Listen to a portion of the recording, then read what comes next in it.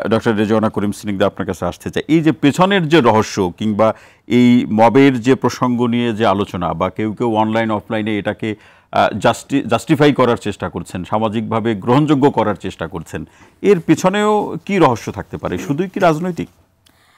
আপনাকে ধন্যবাদ, অনেক সহ আলোচক বিজ্ঞজন তাদেরকেও শুভেচ্ছা।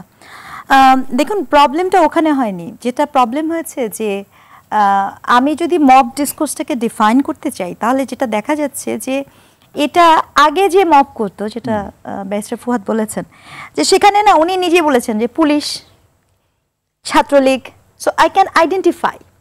বাট এখানে যে প্রবলেমটা তৈরি হচ্ছে যে মবটাকে আইডেন্টিফাই, নেমলেস, কে করছে আমরা জানি কিন্তু আমরা জানি না। ইট ইজ ভেরি ইম্পর্টেন্ট, কিন্তু আমরা বুঝতে পারি না। না, ওটা ছিল আগের সময়, আমি সেটাই বলছি যে বিগত 15 ইয়ার্সে যে মব ছিল, সেখানে আমার একটা পার্টি ছিল যার ট্রাস্ট সম্পর্কে আমি জানি। বাট নাও এখনের যে ব্যাপারটা হচ্ছে যে সেখানে আমি জানি না, আবার আমি জানিও, অথবা আমি জানি আমি বলি না, দুটোর একটা।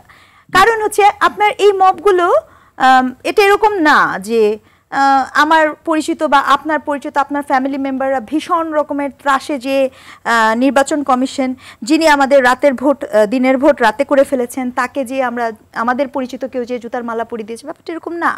ব্যাপারটা এরকম যে এখানে এই পুরো বিষয়গুলো, সেটা এটা হোক বা প্রিভিয়াসগুলো হোক, এগুলো পলিটিক্যালি প্লটেড।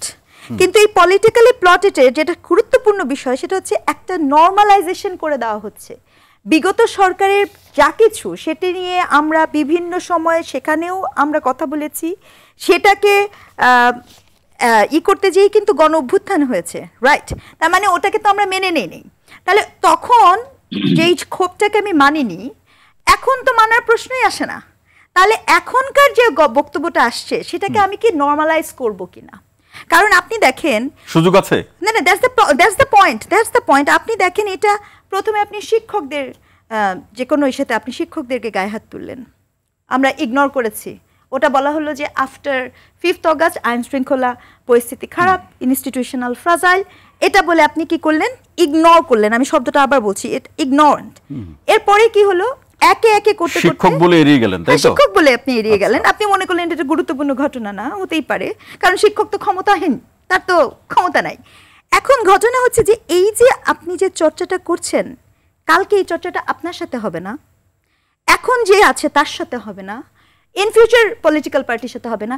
এটা কি বলা সম্ভব? এই যেখানে আমার সাথে তো অনেক পলিটিক্যাল পার্টি আছেন, আপনারা কি সবাইকে নিশ্চিত করতে পারবেন এভরিবডি উইল বি প্লিজড? এখন ক্ষোভের কারণে কালকে আপনার সাথে এটা হবে, আমি কি সেটাকে প্রমোশন দিব? আমি কি সেটাকে অ্যাকসেপ্ট করে নিব? নাকি এই যে একটা ভীষণ টক্সিক প্র্যাকটিস চলছে সোসাইটিতে, তার এগেনস্টে আমার পজিশন স্ট্রং করার কথা। আর সম্ভবত বিগত 15 বছরের যা কিছু অন্যায় ছিল, তার বিরুদ্ধে কথা বলতে বলতেই কিন্তু আমরা এখানে এসেছি, এই বাসনায় যে something will good happen, not আপনি যা হয়েছিল সেটা এখন আর একটু ডিফারেন্ট ফরম্যাটে হোক, আমি মেনে নিব। No no no, that not the logic. এটা তো লজিক হলো না।